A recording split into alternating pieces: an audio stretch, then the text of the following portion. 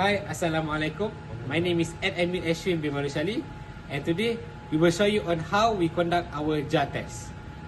We collected our water sample in one of the lakes in Section 7 Shah Alam. But before that, this is my teammates. Oh, hello. My name is Turbidity, and I'm from class 6C2. Today I will be conducting an experiment on the dissolved oxygen for the water sample that we have collected.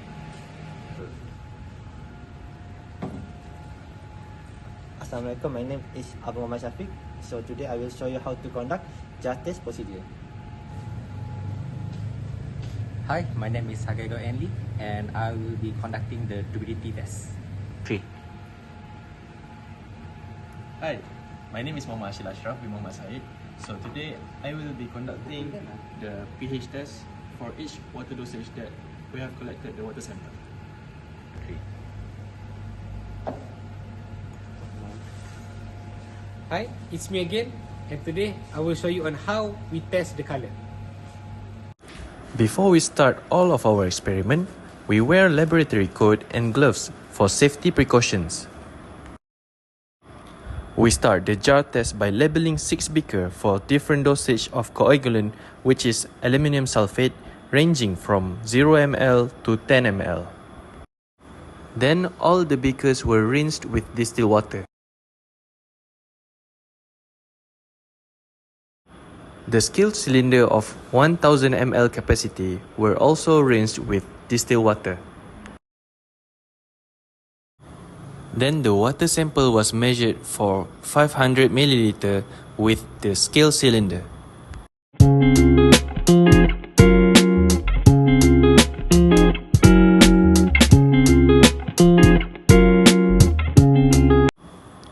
Afterwards, we pour the water sample that we have measured into the beaker. This process was repeated for 6 beakers. Then pour the aluminium sulfate into the 250 ml beaker.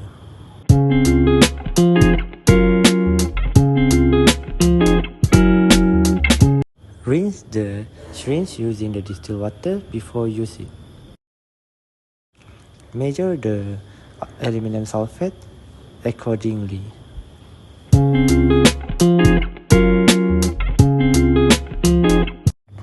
Then the aluminium sulfate was added into the beaker accordingly. Arrange all the beaker to the jar test apparatus and push the propeller down into the beaker. Make sure the propeller does not touch the beaker surface. Set the speed to 140 rpm for 3 minutes. This is called the rapid mixing.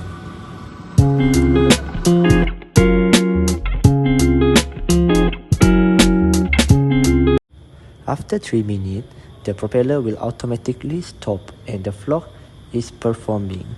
Then, reduce the speed to 70 rpm for 5 minutes. This is called slow mixing. After 5 minutes, the propeller will stop and set the time for 50 minutes for the settling. Let the flock to settle down into the bottom of beaker.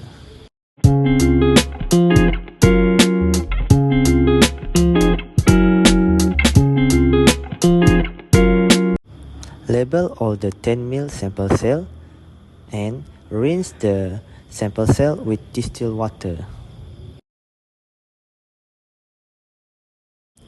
Measure 10 ml of the water sample using syringe to add it into the 10 ml sample cell to conduct the turbidity test and color.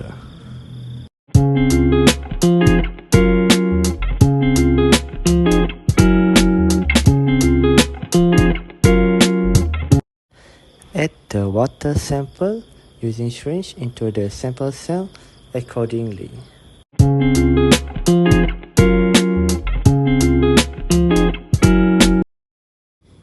Turn on the spectrophotometer and set the program to 125 color, 465 nanometer. Then wipe the distilled water sample cell before we insert it into the spectrophotometer.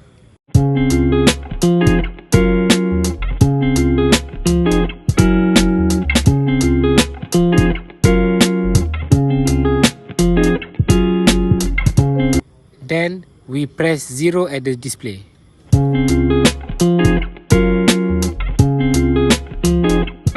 After that, take out the distilled water sample cell and wipe the blank sample cell before we insert into the spectrophotometer.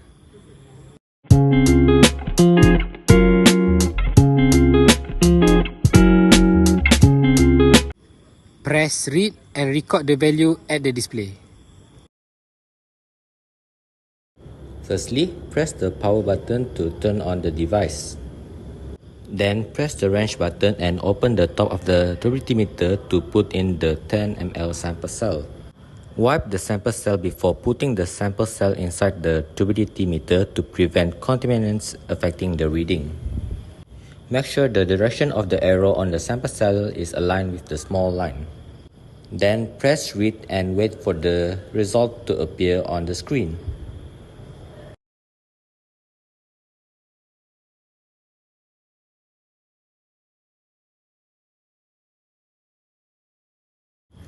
After the result appear on the screen, repeat the next step with the other water samples.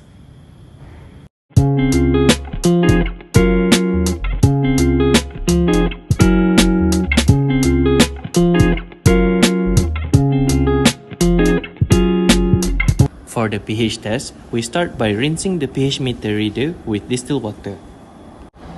Then, put the pH meter reader at the stand to avoid the meter reader submerged into the bottom of the beaker.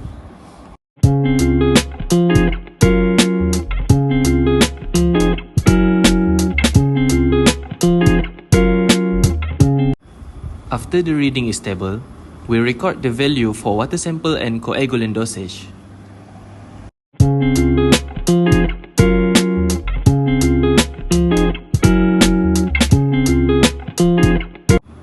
Then, we repeat the steps for each beaker of water sample and dosage accordingly.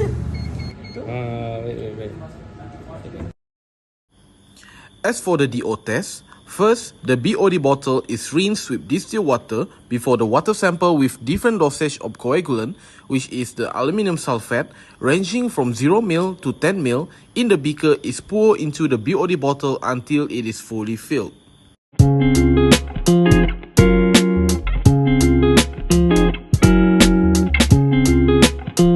Next, the DO meter is switched on and the DO meter is calibrated according to the manufacturer's instructions.